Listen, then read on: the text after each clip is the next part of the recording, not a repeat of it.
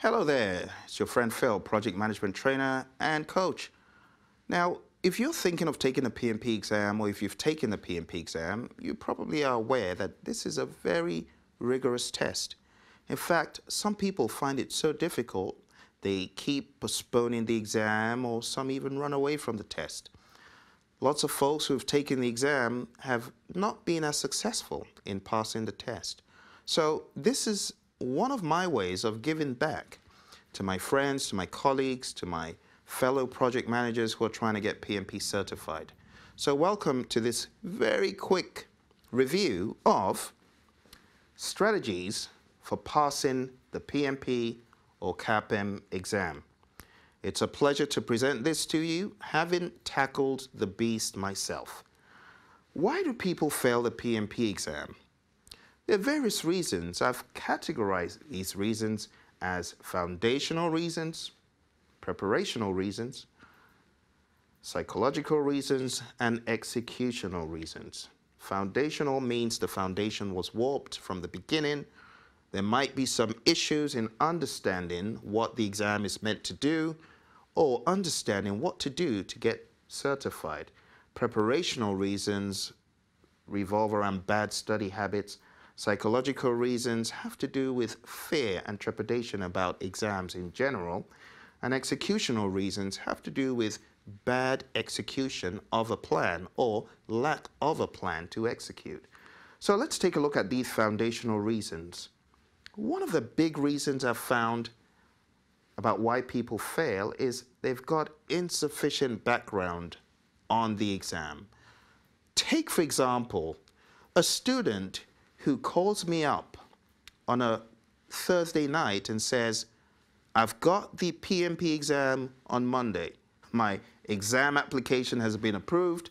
I've never been for a PMP exam course, but I know that I can get certified on Monday morning. I mean, you think about this. A 4-hour rigorous exam. Thursday night, you've never been for a course. You've not even opened up the PMBOK guide. Doesn't that look like a foundational problem to you?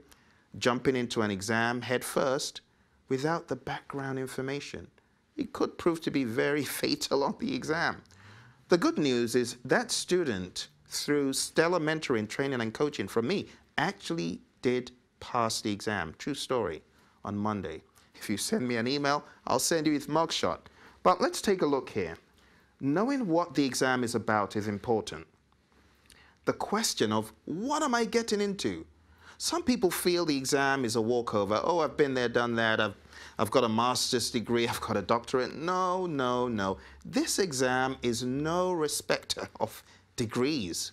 This exam only understands, show me PMBOK for PMBOK. I give you a PMBOK question, respond to me in PMBOK language. You could have managed projects till the cows come home. You could have managed projects for hundreds of years. It means nothing.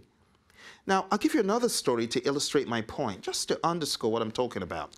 Trained a group of project managers at Siemens. Every one of these project managers said, Phil, you know, that PMP exam, when we took it, it was the most difficult exam ever seen.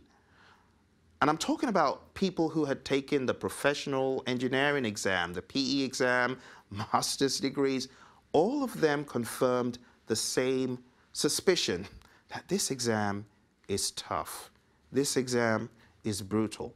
And if you've not got the right foundational information, this exam could crush you.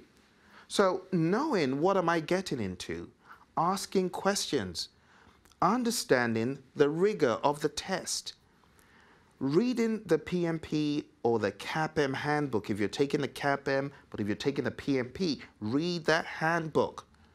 Understand what the exam is made of. Know the syllabus. The PMP exam content outline is a very robust breakdown of the PMP exam. And I really thank the PMI for breaking down what is on the exam, because to be honest, knowing this is like that magic formula. Knowing the syllabus for the exam and being able to sift through your knowledge and ask, do I know that? Have I really thought about that? That will really help you on the test. Also, reading the PMI lexicon of terms. If you're a PMI member, you can download that for free. So if you haven't read the lexicon of terms, you don't know the syllabus in detail, you don't know the specific line items under each process group, you might be on the road to a not very successful ending. So how about going through this? Now, some people say, well, Phil, you know, my friend down the road, he took the exam, he didn't read these things. Hey, I'm advising you, I'm trying to help. Leave no stone unturned, okay? So insufficient background is a killer when it comes to this test. Get tooled up. Another aspect of the foundational element is the belief system about the exam. So take a look at these bullet points. Have a positive mental attitude. If management has sent you for the exam, don't get mad at management. They're trying to help. Have in the back of your mind, the exam is my friend, not my foe. At least in the beginning. Have that in the back of your mind, okay? Though the questions are tricky, the PMI is not out to get you to fail. Don't be paranoid. Don't be like I was on my exam, thinking there's probably someone behind a glass door looking at how many I get wrong and giving me more of that same type of questions. Don't be like that. No one's trying to make you fail. The exam is not a proficiency test based on a finite syllabus. Some people think, oh, it has to be from this book and that's it. No, no, no. Don't forget, there are pre-test questions that do not count from a broader body of knowledge. The exam is not a walk in the park. Some people feel the exam is based on common sense, like that friend of mine I told you who called from Canada and wanted to jump into the exam on a Monday morning. It's not based on common sense, okay?